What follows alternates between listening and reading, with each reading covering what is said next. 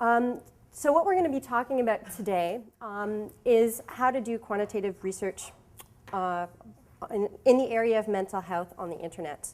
As many of you probably know, the internet's been around for quite a while. Since, it was established in 1970, and really in 1990, with the advent of the World Wide Web, the internet really became public. As of 2010, almost 2 billion people are regular users of the internet. That's about 1/4 of the population. In Canada, 77% of people are regular internet users. The same rate is about in Quebec. So it's about 4.6 million people in Quebec who regularly use the internet.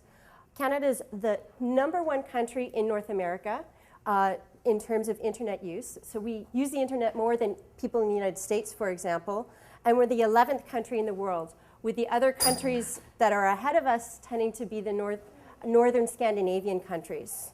We're also the #1 country in the world in terms of Facebook utilization. So this is just sort of summarizing what I've just said. As you can see, there's high rates of internet users in developed countries such as North America, Norway, France, whereas in developing countries such as Africa, countries in Africa or Haiti, there tends to be much less internet usage. In terms of usage of the internet for mental health purposes, there's a number of different avenues that it's been used in. So people can seek information about mental health problems. They can receive evaluations or assessments on their problems. You can do training for on how to administer evaluations. You can do research. People can receive therapy. There's discussion groups and blogs on different mental health problems, so sort of a support group kind of environment. And people have really used it in that manner. So 61% of Americans report using the internet to access healthcare information. In fact, 22% of all internet searches are related to mental health.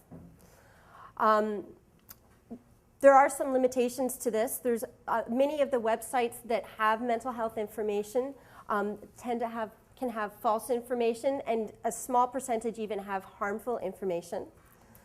40% of Americans look for health information on social networking websites such as Facebook or Twitter. And importantly, almost 60% of Americans are influenced by the research that they find on the internet, the information they find on the internet, in terms of what the health decisions that they make. Mental health websites are very popular. So for example, the Anxiety Disorders Association of America has 5 million visits a month. Psych Central was rated as one of the top 50 websites in 2008. And people are using the internet for all kinds of different purposes. So you can now rate your therapist online as to how much you like them. One of the challenges, though, is that the information that's available isn't necessarily guaranteed to be accurate. So, you know, about 75% of websites don't cite where they gather their information. There tends to be very few professionals on social networking sites moderating discussion groups and that sort of thing.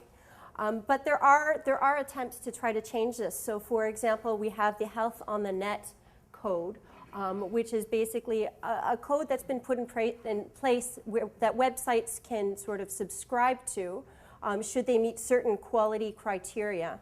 And it's sort of a quality control marker about the information that's on that website.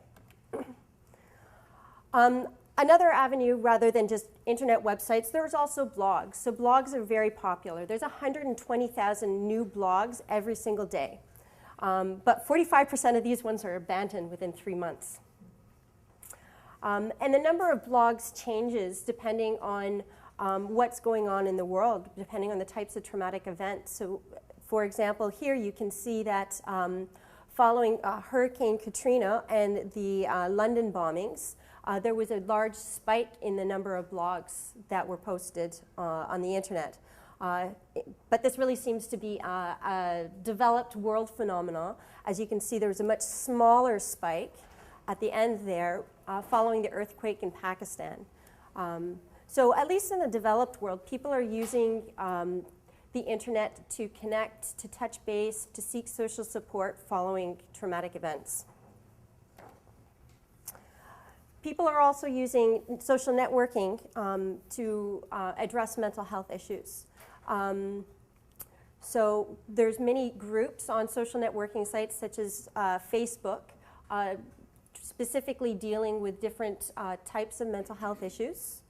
And people post information and talk about their problems and these sorts of things. But there are limitations to this. So for example, there's the problem of confidentiality. So and security of the information that people are posting, and people are often not aware of this.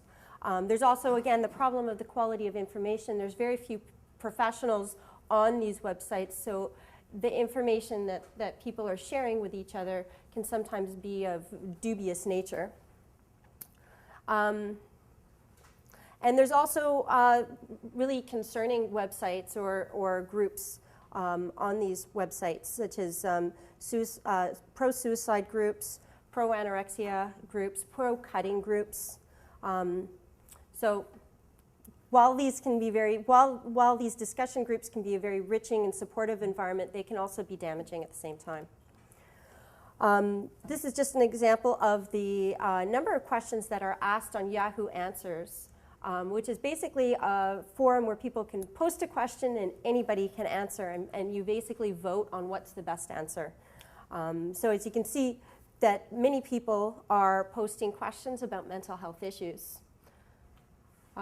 These are the number of people in the top 10 groups for mental health problems. So these aren't all the members of the groups. These are just the top 10, the number of people in the top 10 groups for groups that are on these different topics.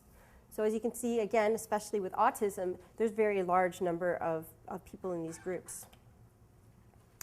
This just sort of presents the same thing. So as you can see that there's a lot of different groups, for example, just on PTSD, and a lot of different people participating in these groups.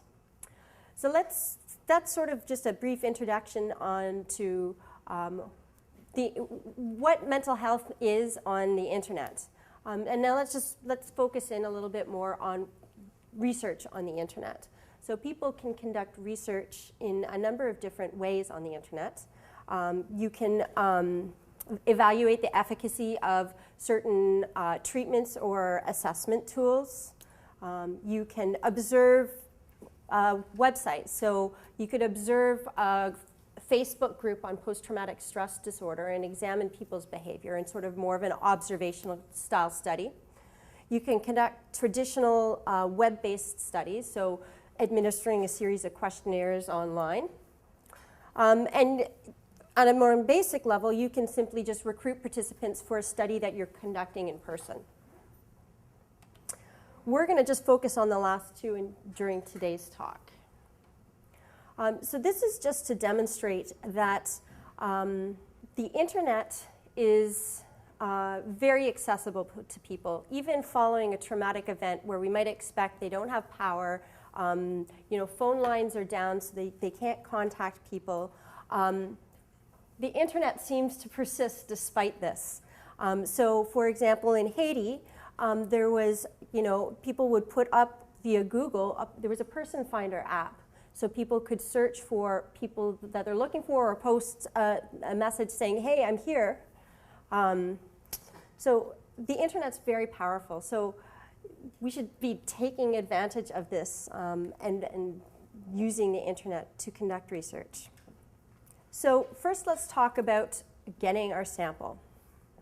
So in classical designs, and when I refer to classical, I'm going to be really referring to telephone-based, paper and pencil, by mail. That's the classical model, and then we're going to be comparing that to the internet, okay? So it costs a lot of money, a lot of time, and a lot of energy to collect data, right? You know, you need to You need to spend the money for postage or for making those telephone calls. You need to spend the personnel to lick all those envelopes. You need to have somebody to be entering the data, so it takes a lot of energy. In contrast, the internet has some advantages in terms of these issues. So, for example, over 5 years, you could collect data on 2.5 million people via an announcement on the internet for $0. It's very simple to contact many, many people and get a large sample size quite quickly via social networking sites such as Facebook. So let's just take an example. Let's say we want to contact 1 million people to complete some questionnaires that we're going to give them. So if we were to do this by mail, we would need to print 1 million questionnaire packages. And as a psychologist, my questionnaire packages tend to be quite thick. We need 1 million envelopes to mail those. We need 1 million stamps. We need somebody who's going to stuff all those envelopes and make all the printing of those questionnaires. And then we're going to need somebody to take it to the post office. And afterwards, we're going to need somebody to enter all that data. That's a lot of time, energy, and personnel. Similar problem with the telephone. So you need to recruit the personnel and train them on how to do a telephone interview. You need to make those 1 million phone calls, which can take a lot of time. And then you need somebody to be entering all that data. So again, time and money. On the internet, you can post one advertisement with simple clicks. It can be less expensive because you are reaching many, many people just by that one ad. And sometimes it can be even free. That data that you're entering, once you have it up in your program, it's automatically entered into your database. So that's much faster, and plus you're going to minimize the number of errors in terms of data entry. But there is one important limitation that we can't overlook, is that the population who uses the internet is not representative of the population as a whole. So if you compare getting a sample on the internet versus the phone, there's some things that you need to be aware of. So first of all, fewer and fewer people actually have landlines. So more and more people just have a cell phone. And we don't necessarily, unlike landlines, we don't have banks of cell phone numbers that we can blindly call. 80% of people are regular users of the internet in Montreal. But we don't have access to people's emails, much like we don't have access to people's cell phones. So there's some comparability in some of the disadvantages. Access to the internet, however, depends on one's level of social status. So economic status. So people with higher economic status tend to have more access to the internet.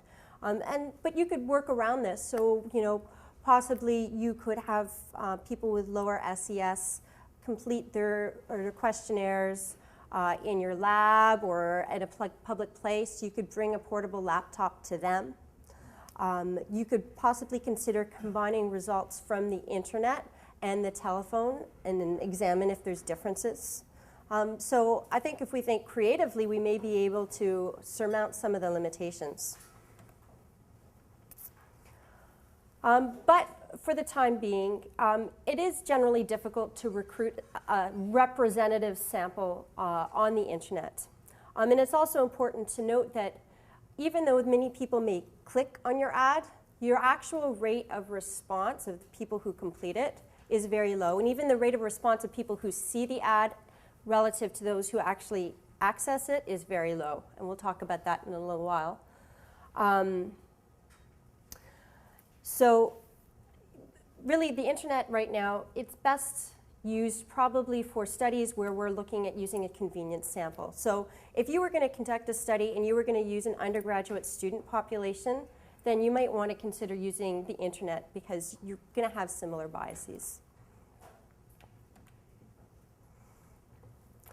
There are some cases where you could get representative data on the internet. So there's some websites, some companies that have basically created a situation where they try to make the internet users as representative as possible. So for example, Knowledge Networks is one example. So what they basically do is they take a representative subsample from the United States, and they basically offer these people free internet access in exchange for completing surveys. So they try to stratify it based on age, SES, and all those kinds of characteristics. So they try to make their sample as representative as possible. You can try to use stratification methods in terms of who's allowed to complete the questionnaire. So as we'll talk about in a little bit later on, you can try to target specific groups systematically based on age or gender and those sorts of things to try to create a representative sample. And if you have access to 100% of individuals in a certain discussion group that you're studying, say you're studying people who are accessing websites on PTSD, if you could get access to, on a certain website, if you have access to all those people, then that particular sample would be representative. Not of the general population, but of those people who are using that internet, that website. So in general, the convenience, as I said, the convenience samples that you get on the internet are similar to the convenience samples that we often use in non-epidemiological research. But one advantage is when people are completing their questionnaires online in the security of their own home, there's a reduction in social desirability. People have a perception that what they're completing on the internet is private. So they tend to be more honest in their responses. So that is one advantage to think about in terms of how people respond and the kind of data that you will get. Also advantages. There's certain types of studies that the internet is well suited to tackle. So studies where you want to get samples from different centers. It's very easy because you can specify where you want your ads to appear. I'll explain that later. Populations that are typically difficult to contact. So for example, if I was to do a study with people with panic disorder with agoraphobia who are housebound, I could very easily access them by having them complete online studies in their own home. Longitudinal studies where you want to contact people multiple times, it's very easy to ask for their email and have them complete it several times. And prospective studies, so studies, for example, in the field of trauma research, the sort of gold standard study would be to collect some measures before the trauma even occurs and then measure people's reactions after the trauma. And that's easy to do with a longitudinal type design via the internet. However, the internet's not magic. So far I've painted a picture that there's many advantages to the internet. It's going to be easy to collect a large sample size with all your data, and it's going to be perfect. But it's not. It does take some work. First of all, you have to be aware of the quality of the data that the questionnaires that you're putting out. Garbage in, garbage out, as they say. So you still have to be aware of the same kinds of variables that you consider when doing traditional studies. And there are different methods of recruitment, and it takes some creativity in terms of getting optimal recruitment via the internet. So that's what we're going to talk about now. Methods of recruitment. So there's basically two general classes. There are methods that are completely free, and there are also methods that cost some money. So we'll talk about the free ones first, and then we'll talk about the ones that cost money.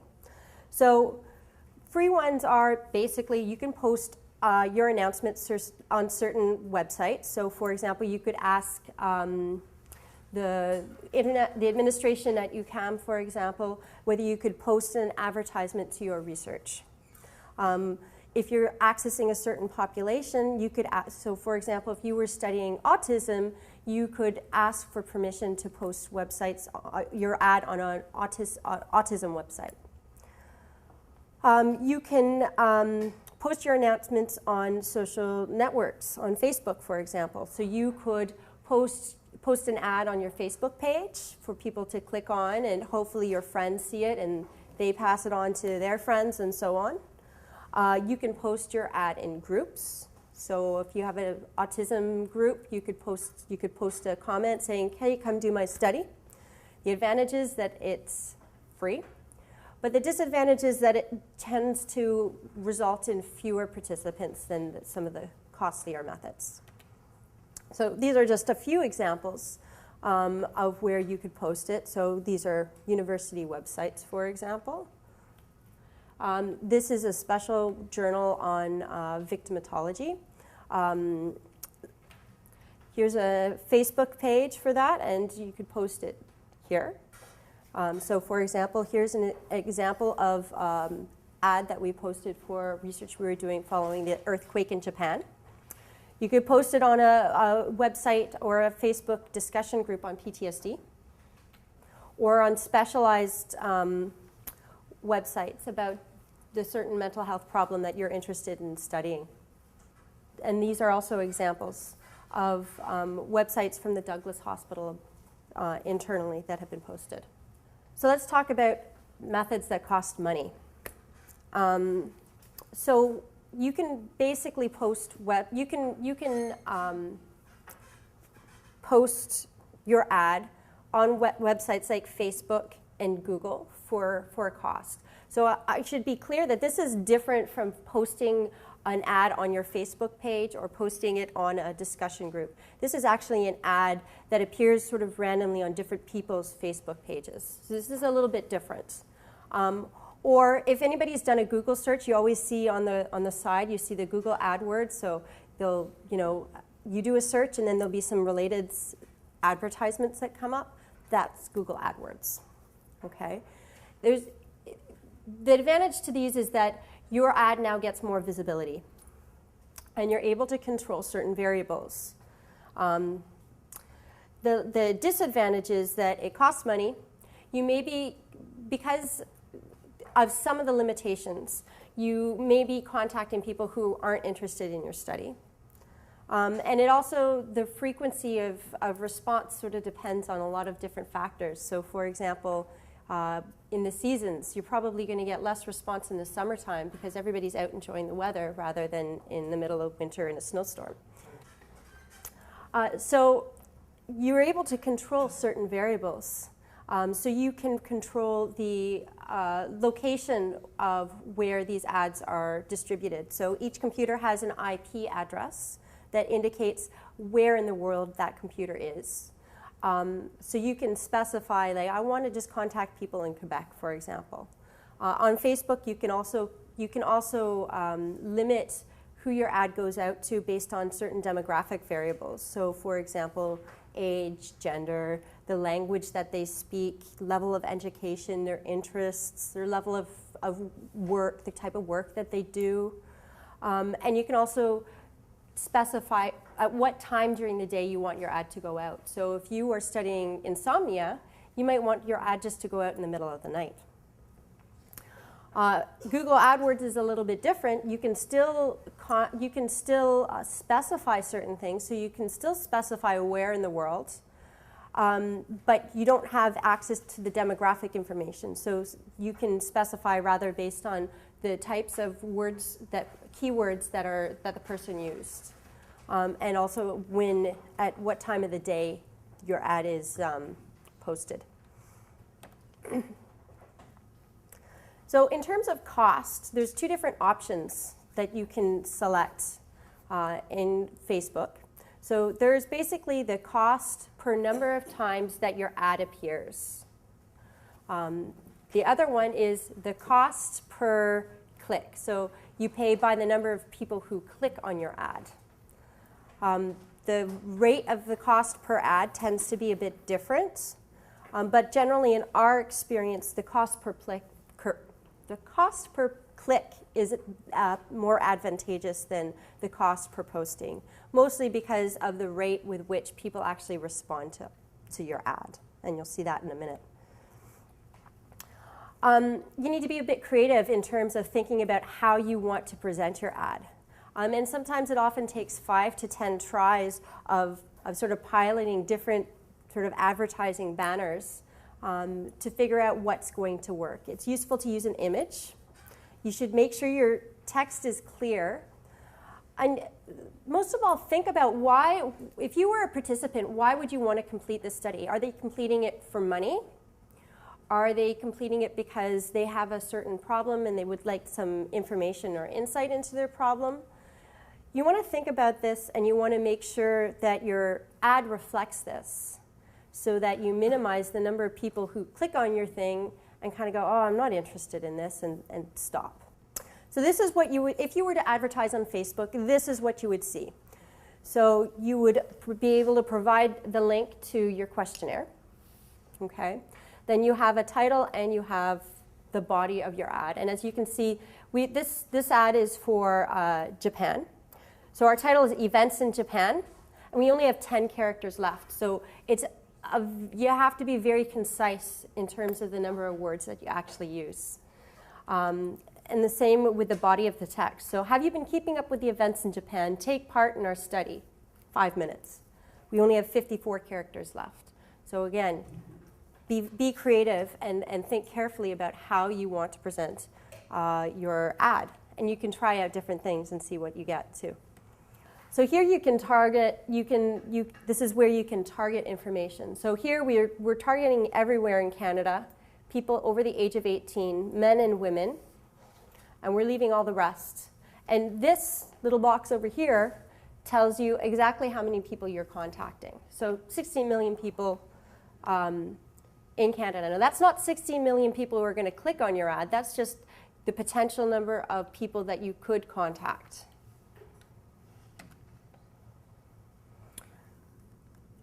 So here we've changed it a little bit. Now we're specifying the city of Montreal, anybody over the age of 18. And you can see it's 1.8 million people that we're now going to contact. Here is an example where we're contacting people across a couple different countries. So we're contacting almost 200 million people across Canada, France, the United States, and the UK. So here's where we get into talking about money a little bit.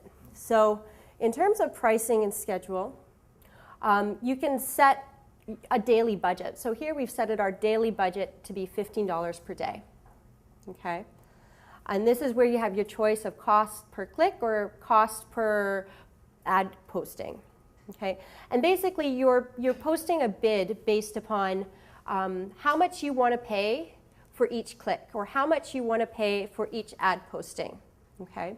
And they give you a suggested bid. And essentially, the amount that you have to pay sort of depends on the popularity of the topic.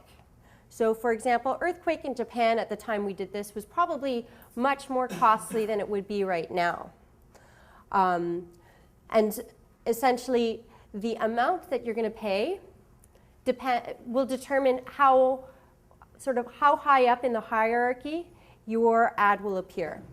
So if you pay sort of the bottom bid, your ad is going to appear less frequently and be less clicked less often than if you pay the higher bid. So this is sort of where you keep all your ads, and it gives you some basic information. So you can see, again, when you started, when you ended, what your budget was, and how much you spent in total.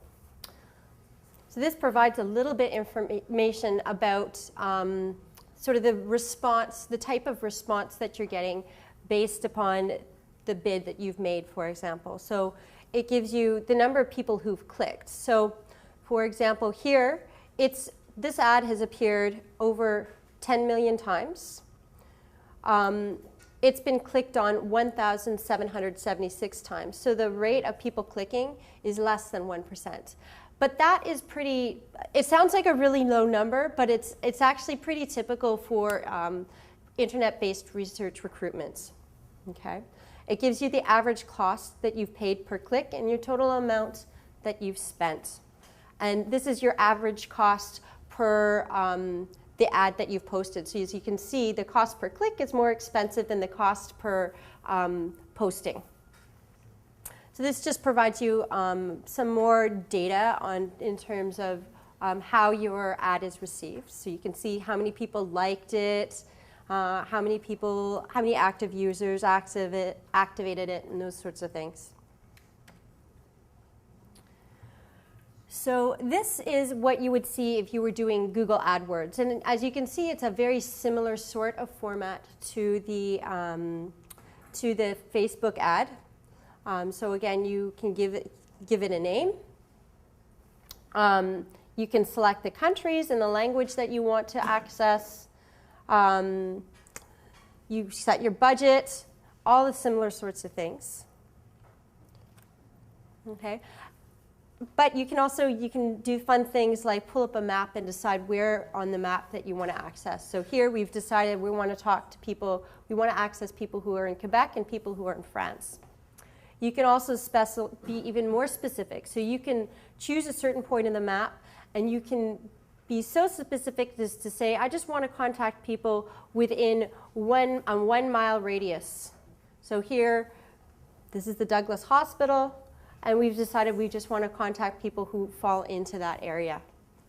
And by the way, if you're trying to recruit participants for an in-person study, so for example, you're trying to recruit people for a treatment study, this type of advertisement might be very helpful for you to consider, because you're going to be contacting people who are very close to you. So here's just some of the similar data that you can get from Google AdWords in terms of the cost per click that you're paying, the number of people who've clicked on your ad, and so on. So again, more information that you get in terms of the number of people who've seen your ad and who've clicked on it again. This is another possible, and I say very tentatively, possible avenue for recruitment. However, there may be some ethical issues in terms of using these types of methods. So this is a company based in Quebec, I believe, who basically, when somebody does a search and an ad appears on their screen, and the company inserts a cookie onto their computer. So when they search for something else, that ad appears again. And then they search for something else, the ad appears again.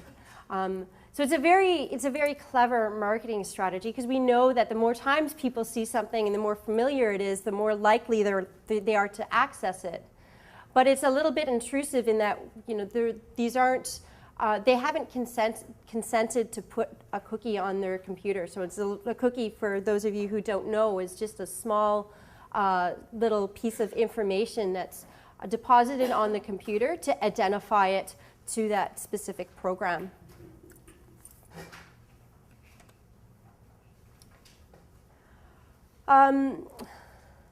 So there are some limits to in terms of Google and Facebook. So it can be costly, but so it might cost you a couple $1,000s to recruit 1,000 participants.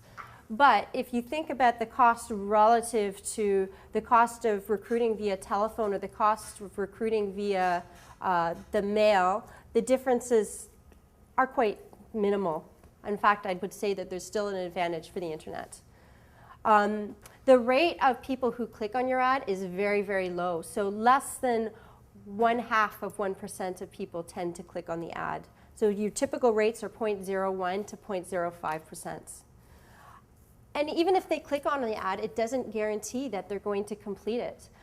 So for example, we conducted a study looking at people's reactions to the H1N1 pandemic.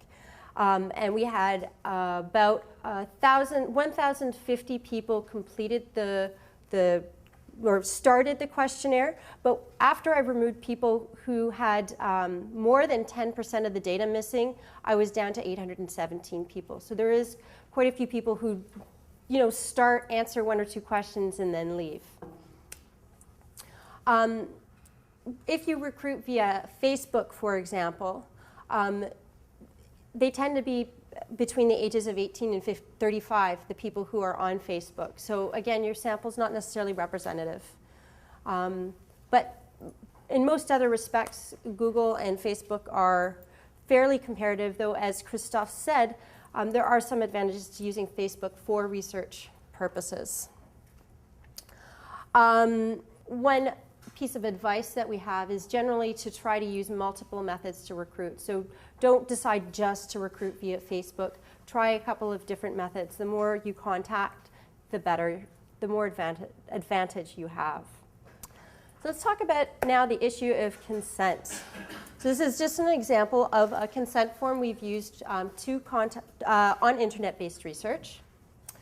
In general, the same rules that you use for consent using classical methods, these are the same things that you need to be aware of when you're doing consent on the internet. So that people need to be informed of the risks and benefits of completing the research. They need to know that they have the right to stop at any time without any negative consequences. But there are some other factors to consider. So there's the issue of confidentiality on the web.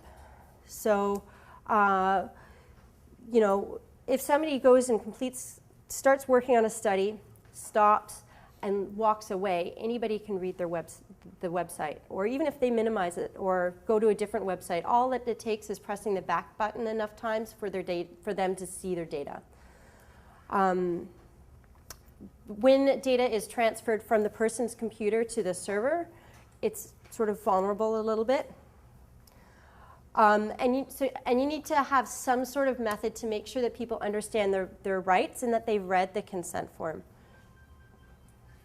You need to provide contact information, so if somebody has a question concerning their data or concerning their research, that they can contact somebody either via email or by telephone.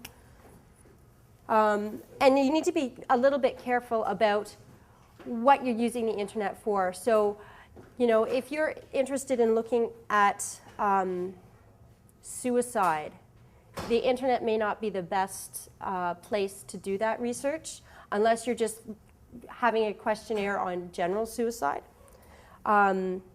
because you want to ensure the safety of your participants. So if you think that whatever you're going to be asking is going to be very distressing to people, or that you're going to be working with a very vulnerable population, or a population that won't necessarily understand their rights as a participant. So if you're contacting, say, people with severe learning disabilities, you want to be careful about how you use the internet. That said, in general, research suggests that our consent forms aren't that great. People don't really read them. They tend not to understand them, even with classical methods. And there's very little difference between a person's degree of understanding of a paper consent form and an internet-based one.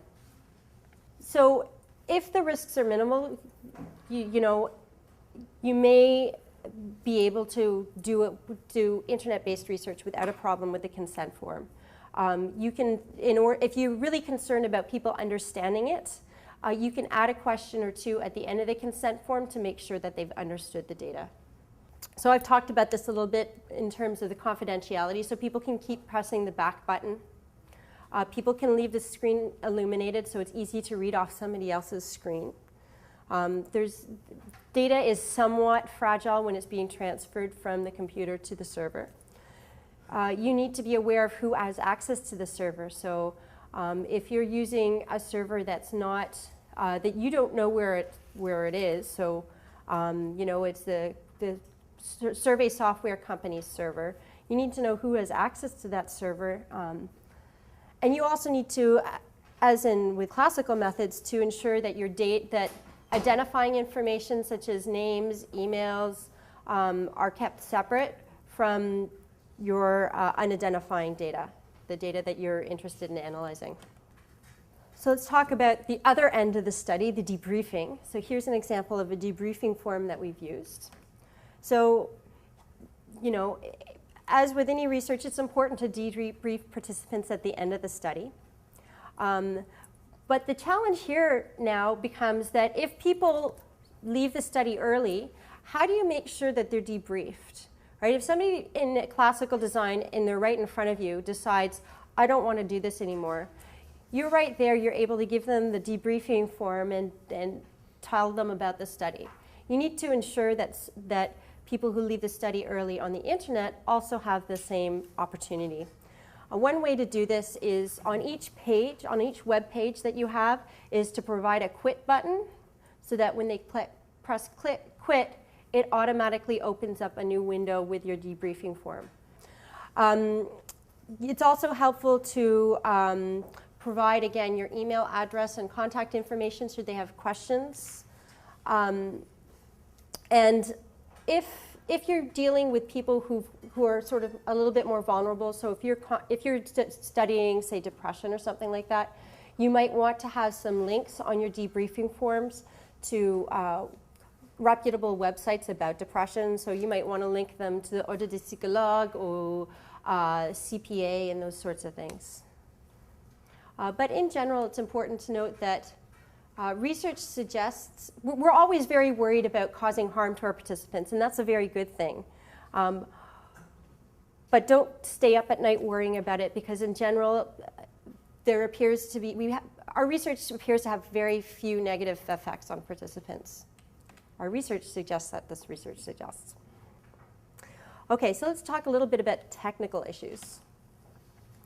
So first of all, your questionnaire. So if you're like me, you like to try to cover all your bases and ask as many possible questions as possible. And this is actually a bad thing when it comes to internet-based research.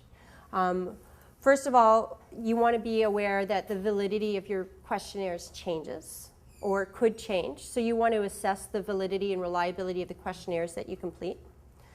In general, questionnaires seem to be comparable, but you want to verify this, especially since there's a limited number of internet-based questionnaires available right now. And particularly if you're doing studies where you might be using cutoff scores, you want to be aware of differences in the variance of your responses, because that can affect sort of the cutoff scores that you would use. So in order to reduce the number of people who stop doing your questionnaire, you want to minimize the number of questionnaires that you use. So you want to make it as simple and easy for people to complete the study as possible. You want to make the questionnaires clear, avoid jargon. So you want, because no one's there to ask a question if it's unclear. You also want to make it attractive visually. So if you use, you use a white background with light gray writing for your questionnaires and it's hard to read, people are going to stop your study. So you want to make sure it's clear. And you also want to be aware of sort of how you present your study. So if you are doing a study looking at personality, and you sort of make it you present it in sort of a fun way with lots of punchy colors, you're probably going to get a different group of responders and probably the same people responding slightly differently than if you present it more as a serious sort of academic thing with a white screen and a black background. So you want to be a little bit aware of how you want people to be completing this and who you want to be completing this.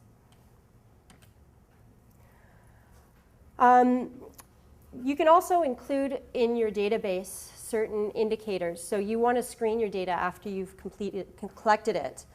So you can record how much time it takes somebody to complete your questionnaire study. So if you know the study takes 10 minutes and the person only completed it in 1 minute, you can be pretty sure they didn't answer accurately and didn't read the questions, so you might choose to remove them.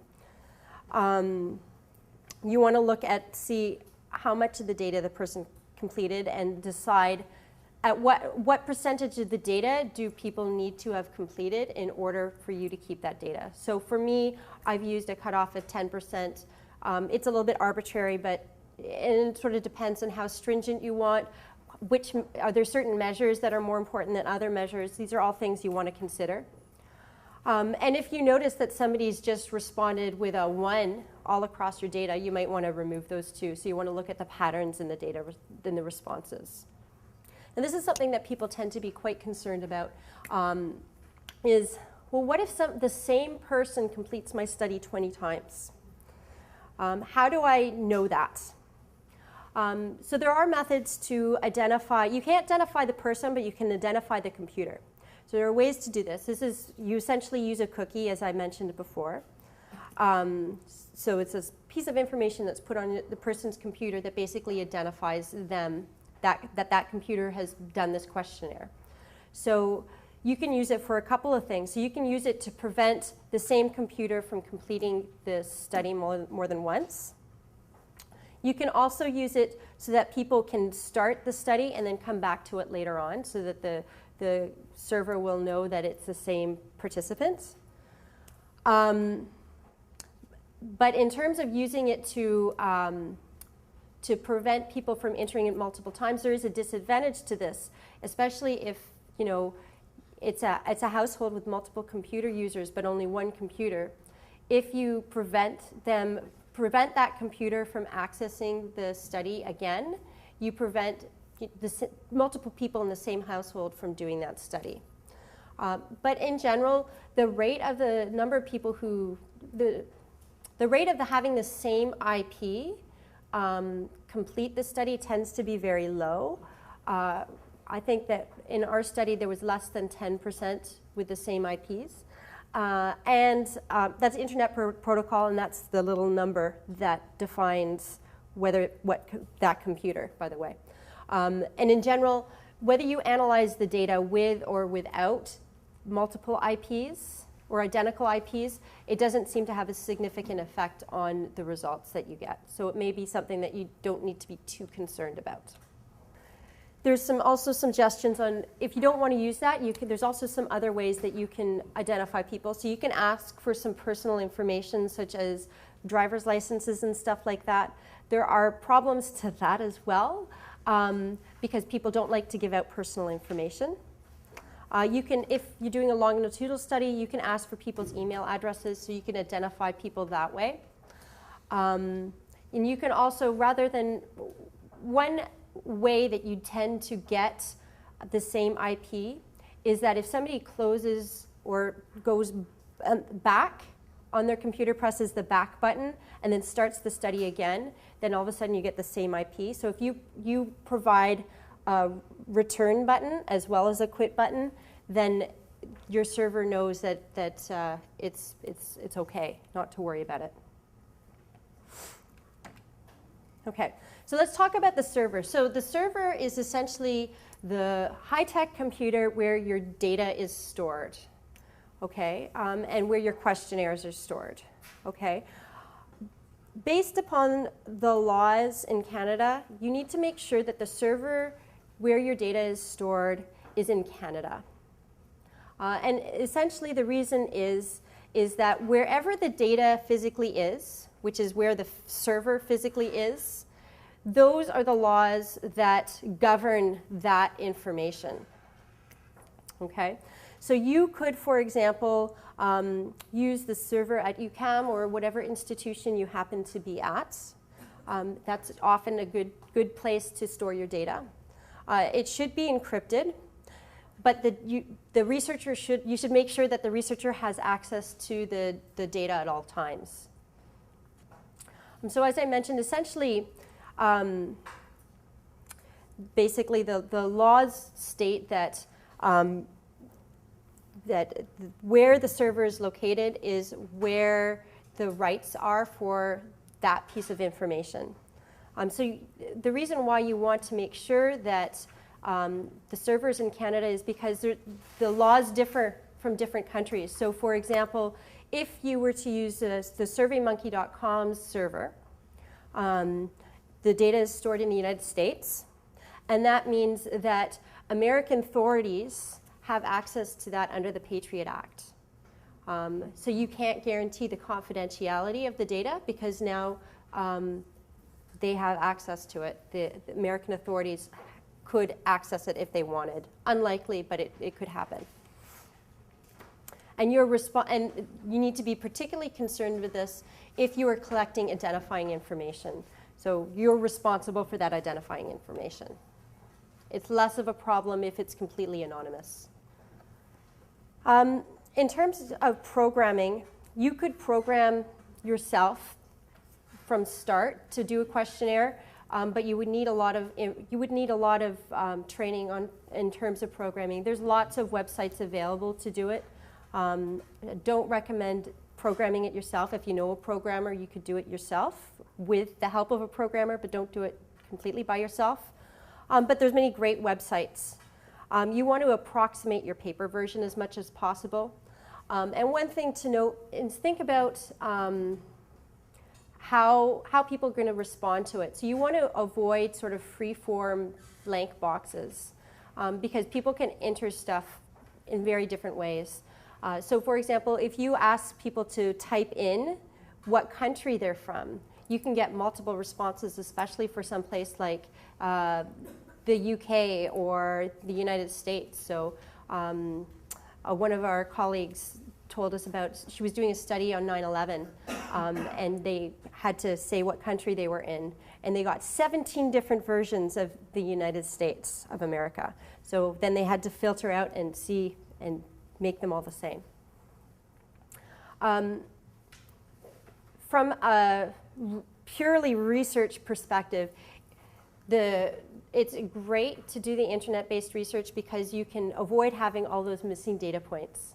From an ethical perspective, there's a problem because you're forcing people to respond to questions. So if you want, you either have to allow people to skip questions, or if you would really like people to have all the responses, you need to add a final response category, which is choose not to reply or something like that. And this is sort of what McGill's online survey software looks like. So this is how you request access. This is an example of what we produced using Lime Survey. And this is the program itself and a little bit what the program looks like. And here's an example of one of the questionnaires that we've used. The next step you want to do is to test your research. So you want to test a couple of different things.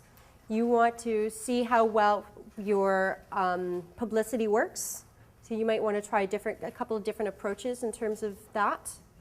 You will want to try your survey on different types of computers, so Macs, PCs, iPads, different versions of the OS, and also even different browsers, so Firefox versus Safari versus Explorer.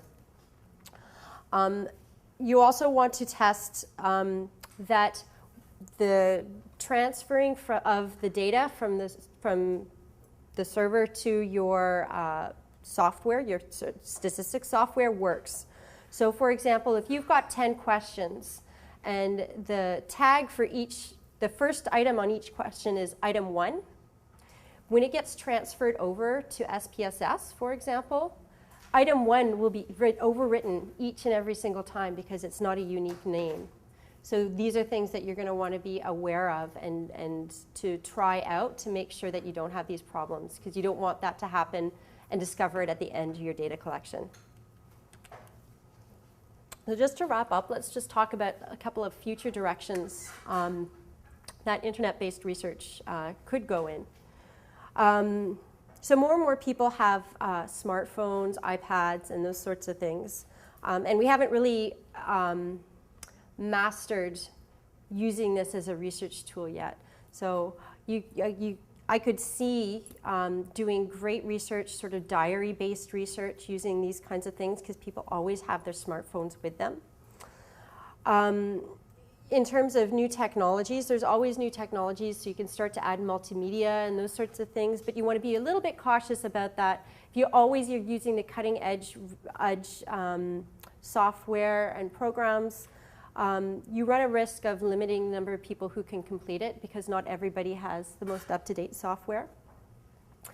And older people are now using the internet and are now becoming more internet savvy. So some of the demographic biases that have plagued internet research are sort of diminishing somewhat right now. There needs to be more comparison between data obtained on the web versus telephone. And trying new modes of recruitment, so trying mixed modes of accessing people with different methods. This is one interesting thing that that you can use. You can use Google Maps to sort of map your data. So with internet-based research, you will have information about where the person was when they completed their questionnaire. So with that information, you can sort of map, say, intensity of depressive symptoms. So you could say, these scores, higher scores are bright red and lower scores are lighter. And you can sort of physically look at the rates of depression or whatever variable that you're looking at using Google Maps, which is a pretty neat kind of tool that we could use. There's also a couple of open source data websites. So there's these two websites.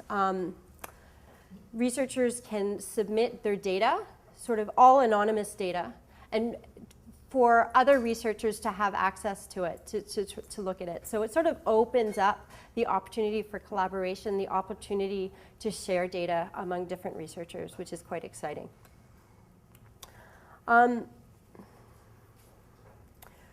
So just to conclude, there's advantages and disadvantages to the internet. Again, you can't get a representative sample using the internet. So if you're doing epidemiological research or you're looking at prevalence rates and that sort of thing, you want to be very cautious about using the internet. However, if you were going to be using a convenience sample, this may be the type of research method for you. It's easy and quick to do studies where you get nice sample sizes with minimal costs. And the possibilities are always evolving, and the representativeness, I think, will evolve with time too.